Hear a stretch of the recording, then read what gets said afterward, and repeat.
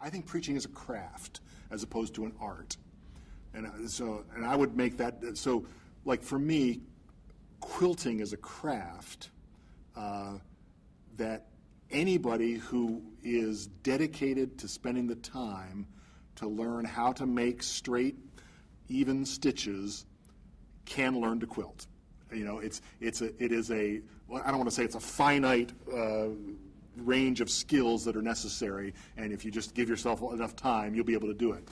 Because obviously some people are still more facile than others. But I mean, if there is such thing as art, purely speaking, that to me would be more the thing that's just innate in you. Either you can see the colors of water lilies and get them in oil onto a canvas, or you can't at some level, right? Not that training and teaching can't do something. But craft, I think of as something that if you're willing to slog it out, you can do it as well as anybody can.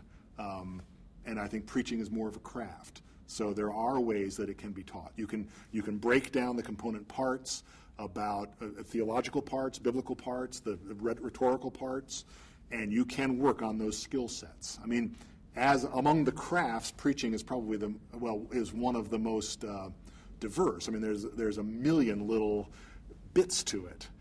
But I would say, I think each of those million little bits can be isolated and improved.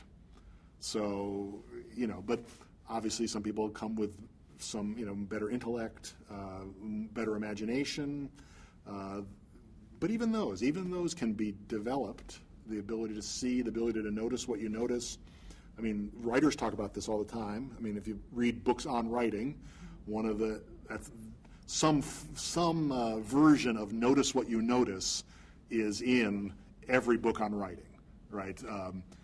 Everybody notices everything. It's just a matter of noticing what you notice.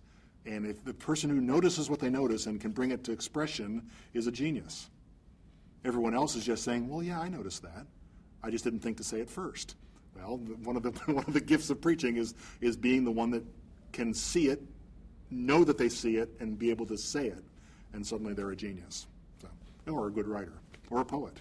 So that, yeah. So, but in general, I think most of the craft of preaching can be taught. It's a matter of being very discerning about taking the bits apart, and then figuring out how to build the skill of that piece.